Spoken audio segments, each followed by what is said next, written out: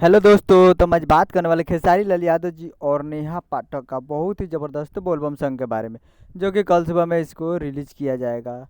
जिस सॉन्ग को गाए हैं खेसारी लाल यादव जी और लिखे हैं विशाल भारती जी और म्यूजिक दिए हैं आर्या शर्मा जी। तो ये कल सुबह में इसको रिलीज किया जाएगा 10 बजे। जिस सॉन्ग का नाम है शिव शंकर दानी, जो कि आपको स्क्रीन के ऊपर दिखाई दे रहा है, जिसे गाए हैं खेसारी लाल यादव जी और ये आ रहा है जी म्यूजिक भोजपुरी यूट्यूब चैनल पे। कल सुबह में 10 बजे से रिलीज़ किया जाएगा और आज शाम को टीजर रिलीज़ किया गया था।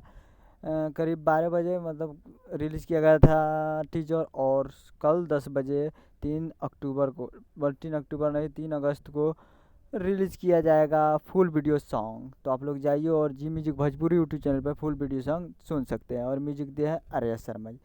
तो जाइए और फुल वीडियो सॉन्ग कल सुबह में 10 बजे देख सकते हैं। तो उम्मीद कर रहा हूँ वीडियो अच्छा लगा हो तो चैनल को सब्सक्राइब करके बेल आइकन प्रेस कर दीजिए, ताकि ऐसे खेसारी लाल यादव जी के लेटेस्ट न्यूज़ लाते रहे। मिलते हैं अगले वीडियो में, तब तक के लिए जय हिंद जय भोजपुरी।